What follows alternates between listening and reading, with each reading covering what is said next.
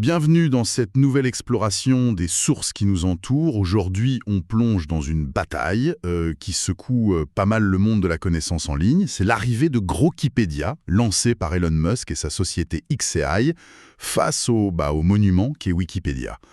On a sous les yeux un ensemble d'articles examés au tempo, Technoblog, Veja, et d'autres qui racontent un peu tout ça, le lancement, les polémiques.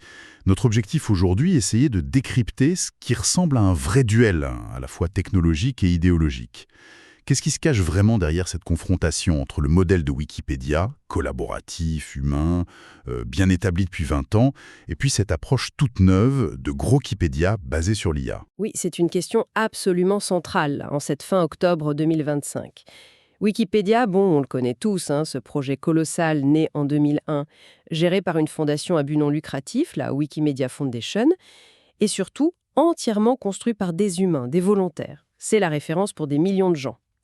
Mais voilà, l'IA est en train de tout changer. La manière dont l'info est créée, consommée, et Grokipédia, elle s'inscrit pile là-dedans, dans cette transformation assez radicale. Bon, alors entrons dans le vif du sujet.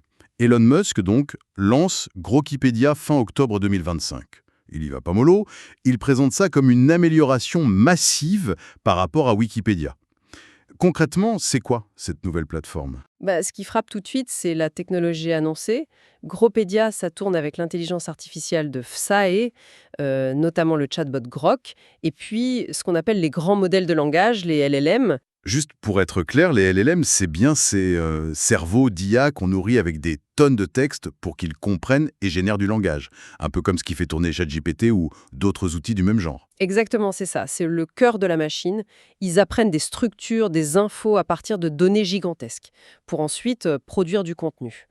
Et dans le cas de Gropédia, cette IA est censée générer et éditer les articles.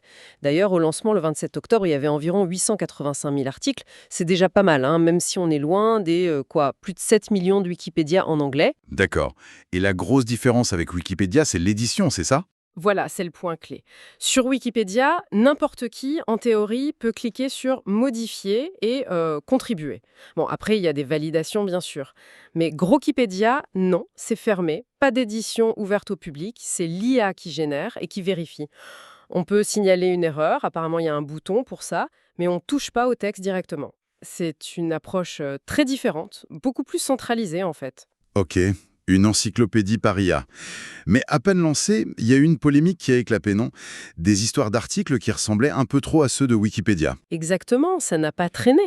Plusieurs médias comme Technoblog ou The Verge, cités dans nos sources, ont très vite repéré des similitudes assez troublantes. Des articles entiers sur Gropedia, genre celui sur le MacBook Air ou la PlayStation 5, qui semblaient être des copies quasi identiques, parfois au mot près, des articles de Wikipédia en anglais. Copier mot pour mot? Ah ouais, c'est direct comme approche pour une plateforme qui se dit être une amélioration. C'est le moins qu'on puisse dire, oui. Et le plus fou, c'est que certains de ces articles sur Gropedia, ils avaient même une petite note en bas, un truc du genre adapté de Wikipédia, sous licence CC BY SA 4.0. Attendez, CC BY SA 4.0, ça veut dire quoi, ça, cette licence? Alors, c'est une licence Creative Commons, très connue.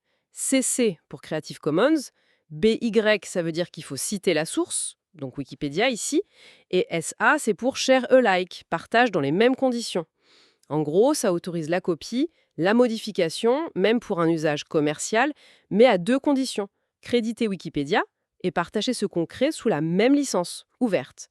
Donc techniquement, copier et adapter Wikipédia, c'est permis par cette licence, si on respecte les règles. D'accord. Donc ils admettent s'être basés sur Wikipédia, tout en disant qu'elle est biaisée et qu'ils vont faire mieux.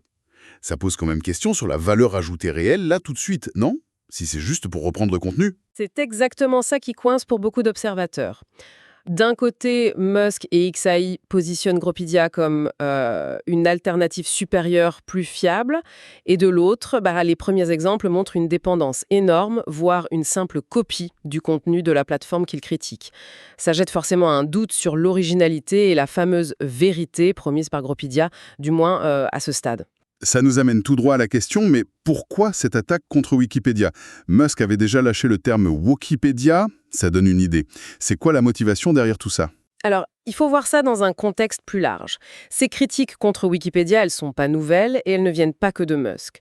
Il y a une figure très connue, c'est Larry Sanger. Le cofondateur de Wikipédia. Oui, l'un des deux qui est parti très tôt, en 2002. Et depuis des années, il répète que Wikipédia a trahi son principe de neutralité, le fameux Neutral Point of View ou NPOV. Il accuse Wikipédia de ne plus être neutre, c'est ça? C'est son argument numéro un. Il pense que Wikipédia a développé un biais progressiste très fort, surtout sur les sujets politiques, le climat ou même certains sujets religieux. Il parle carrément d'une élite éditoriale alignée à gauche qui aurait pris le contrôle et imposerait sa vision, loin de la neutralité des débuts. Et ce discours, il est repris. C'est pas juste Sanger tout seul. Ah non, loin de là. Ces critiques, elles sont reprises et, amplifiées par des figures influentes du camp conservateur américain.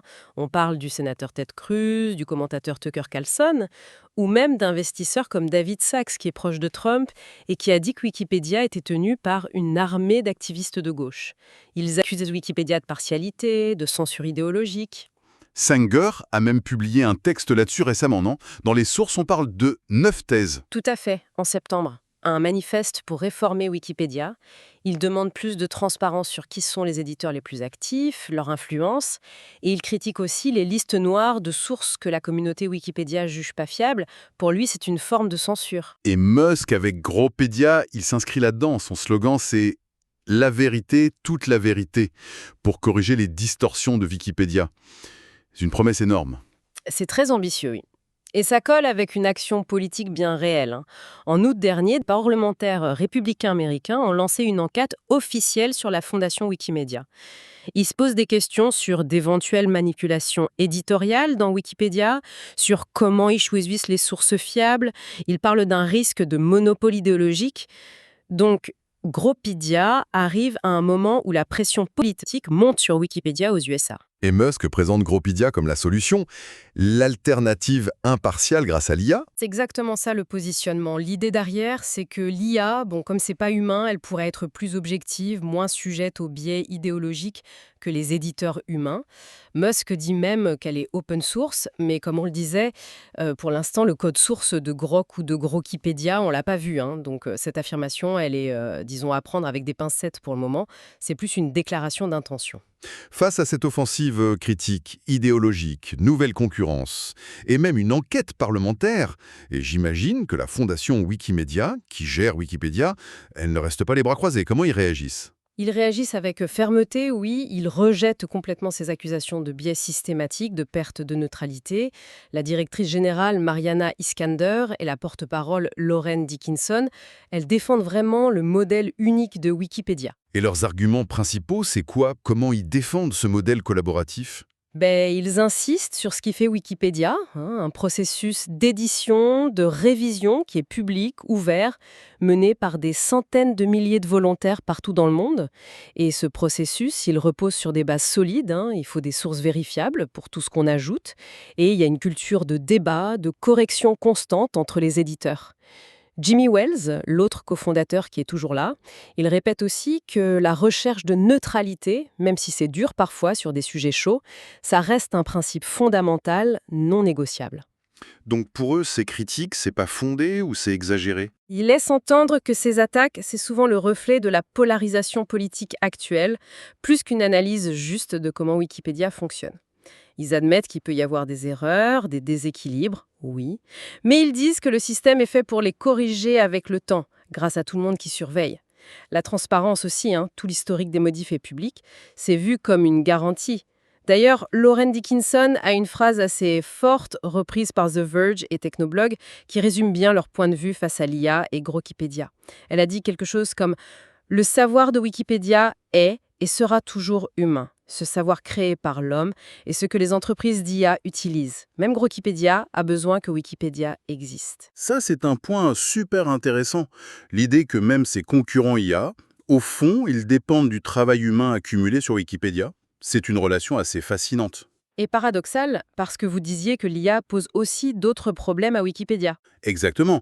Et là, on touche à un paradoxe énorme et à un vrai défi pour Wikipédia. D'un côté, son contenu, c'est la nourriture des grands modèles de langage, ceux de Grok, de Google, de Microsoft. Ces IA apprennent en piochant massivement dans Wikipédia, mais de l'autre côté, cette même IA menace directement Wikipédia. Comment ça, elle la menace? Par l'érosion de son audience directe. Et une étude récente faite par la fondation Wikimedia elle-même, et citée dans l'article de Veja, qui a montré une chute inquiétante des visites humaines sur le site. Environ 8% de baisse en un an. Et ce chiffre, c'est après avoir essayé de filtrer le trafic des robots, des bots, sachant que certains sont de plus en plus malins pour se faire passer pour des humains. 8% en un an, c'est énorme. Et pourquoi cette baisse du trafic humain? On va moins sur Wikipédia? Il y a plusieurs raisons qui se mélangent. D'abord, les moteurs de recherche, Google, Bing, ils mettent de plus en plus de réponses directes, de résumés faits par l'IA dans leurs résultats. Et souvent, ces résumés, ils sont basés sur quoi? Sur Wikipédia. Du coup, l'internaute a sa réponse sans même cliquer sur le lien Wikipédia. Ah oui, ça, on le voit tous les jours, non? On cherche un truc rapide sur Google, la réponse s'affiche direct en haut, et on clique plus forcément sur le lien Wikipédia en dessous. Exactement. C'est pratique sur le coup, mais ça court-circuite le modèle de Wikipédia qui a besoin des visites pour attirer des contributeurs et des donateurs. Et puis, deuxièmement, les habitudes changent vite, surtout chez les jeunes. Beaucoup vont chercher des explications rapides sur des formats vidéo très courts, genre TikTok ou YouTube Shorts, plutôt que de lire des articles parfois longs sur Wikipédia. La concurrence pour l'attention est devenue féroce. Et les conséquences de cette baisse de trafic, elles sont potentiellement graves pour Wikipédia, j'imagine. De nouveaux éditeurs, la qualité, l'actualité de l'encyclopédie, ça pourrait baisser. Et puis, il y a l'argent. Wikipédia vit des dons. Moins de trafic, c'est aussi potentiellement moins de donateurs. Ça fragilise son indépendance financière, son modèle non lucratif. C'est un vrai cercle vicieux qui pourrait se mettre en place. Est-ce qu'ils ont des idées à la Fondation Wikimedia pour contrer ça? Oui, ils cherchent activement, ils voient bien l'urgence. Une piste, c'est de développer un système technique, Wikimedia Enterprise, pour que les grosses boîtes qui utilisent massivement le contenu de Wikipédia, comme les géants de l'IA, puissent le faire via une API, une interface qui serait payante et bien structurée. L'idée, c'est de mieux tracer d'où vient l'info, d'avoir une sorte de retour financier et que ces gens sachent que ça vient de Wikipédia. C'est une partie de la stratégie, oui. Mais ils regardent aussi ailleurs. Comment rendre le site plus attractif? Comment encourager d'autres façons de contribuer? Comment mieux intégrer Wikipédia à d'autres plateformes éducatives, culturelles? Et surtout, comment attirer de nouveaux profils de contributeurs pour enrichir l'encyclopédie, la diversifier? Parce qu'il ne faut pas oublier un autre défi, plus ancien mais toujours là, que la Fondation reconnaît elle-même, la démographie des éditeurs. Environ 90% des contributeurs actifs sont des hommes et ils viennent majoritairement des pays développés. Ce déséquilibre, ça fait longtemps que ça pose question sur la couverture de certains sujets liés aux femmes, aux pays du Sud, aux cultures minoritaires et sur la diversité des points de vue dans l'encyclopédie. C'est un point faible historique qui, ironiquement, peut donner des arguments aux critiques sur les biais, même si le biais pointé par Sanger et Musk est d'une autre nature. Tout ça nous dresse un tableau assez complexe finalement, hein. D'un côté, il y a cette nouvelle concurrence frontale, Grokipédia, portée par une critique idéologique forte. De l'autre, une menace plus insidieuse liée à l'IA qui mange le trafic de Wikipédia tout en se nourrissant de son contenu. Au fond, est-ce que c'est juste une nouvelle guerre techno, un épisode de plus de Musk qui cherche à disrupter un acteur en place, ou est-ce que l'enjeu est plus profond? Ah, c'est bien plus qu'une simple rivalité, oui. Ce qui se joue là, ça touche à la façon dont notre savoir collectif est construit, validé et diffusé à l'ère du numérique.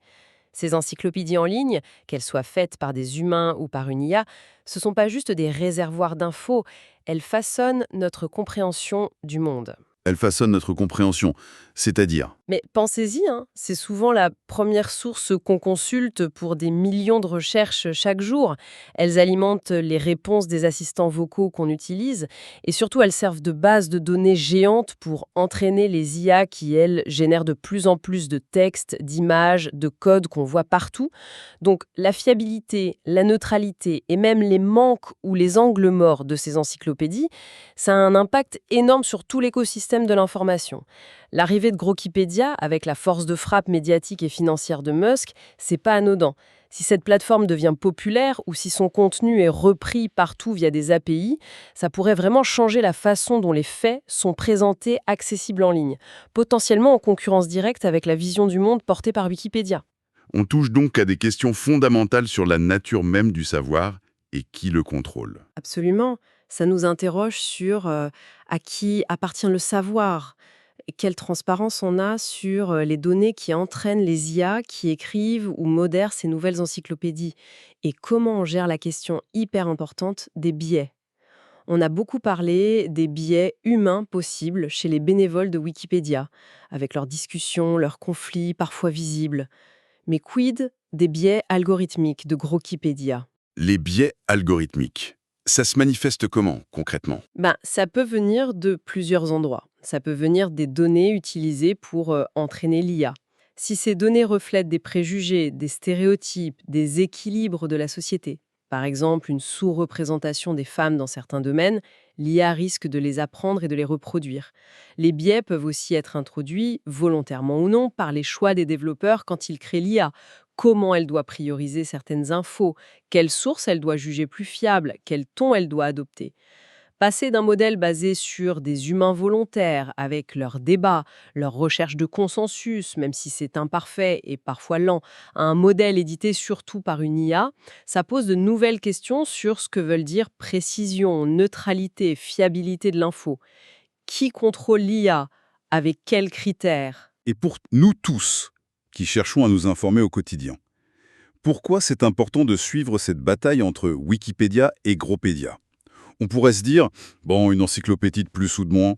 Parce que ça touche directement à la qualité, à la fiabilité et même à la nature de l'information qu'on consomme tous les jours, souvent sans même y faire attention. Que ce soit via une recherche rapide sur notre téléphone, une question à un assistant vocal, ou même en lisant un article dont l'auteur s'est peut-être basé sur une de ces encyclopédies.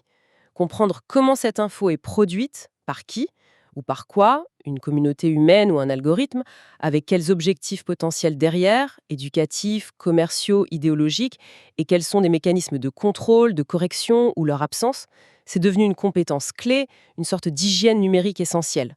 Il s'agit donc de développer un regard plus critique. Exactement. Un regard critique, pas pour tout rejeter, mais pour être capable d'évaluer la fiabilité et les biais possibles de différentes sources. Savoir si une info vient d'un processus collaboratif humain ouvert comme Wikipédia, avec ses forces et ses faiblesses connues, ou d'une IA propriétaire comme Grokipédia, avec ses propres zones d'ombre et ses promesses, ça n'est pas pareil. C'est crucial pour se forger une opinion éclairée et naviguer de manière responsable dans ce paysage médiatique de plus en plus complexe, hybride, où l'humain et l'artificiel coexistent et s'influencent. Faisons une synthèse rapide de tout ça. Elon Musk lance Grokipédia, une encyclopédie IA. Il la présente comme une réponse aux critiques de lui, d'autres conservateurs et du cofondateur Sanger, qui accuse Wikipédia de partialité progressiste. Mais, ironie de l'histoire, cette nouvelle plateforme, censée être une amélioration massive, elle démarre en copiant pas mal le contenu de sa rivale, tout en affirmant l'ambition d'être plus neutre et de viser la vérité. Pendant ce temps, Wikipédia, via sa fondation, défend son modèle unique engin, collaboratif, humain, basé sur le volontariat, la transparence, la recherche de neutralité avec des sources vérifiables. Mais ce modèle historique fait face à des défis énormes et nouveaux. L'IA qui se nourrit de son contenu mais qui aspire son trafic direct, menaçant son financement, et le renouvellement de sa communauté de bénévoles. Sans oublier le défi persistant de la diversité de ses éditeurs. On voit bien que l'enjeu, ça dépasse la simple compétition. C'est une illustration assez frappante de la tension qui monte entre deux façons de produire la connaissance. D'un côté, la méthode collaborative humaine, avec sa richesse, ses débats, mais aussi ses lenteurs, ses biais possibles. De l'autre, la méthode basée sur l'IA, qui promet la rapidité, peut-être moins de subjectivité humaine, mais qui pose de nouvelles questions sur la transparence, le contrôle et les biais des algorithmes. Et pour finir, une petite réflexion à méditer qui découle de tout ça. Si des plateformes comme Grokipédia, éditées par des IA, soutenues par des acteurs puissants avec des agendas parfois clairs, prenaient une place majeure dans notre accès à l'info, comment on pourrait s'assurer que la vérité qu'elles nous donnent n'est pas en fait le reflet voulu ou non des biais de leurs créateurs, de leurs données ou de leurs buts commerciaux et idéologiques? Quelle place restera-t-il pour la nuance, la confrontation des sources, le lent travail de construction du consensus humain, même imparfait, dans la définition de ce qu'on considère comme savoir, alors où l'IA générative devient omniprésente?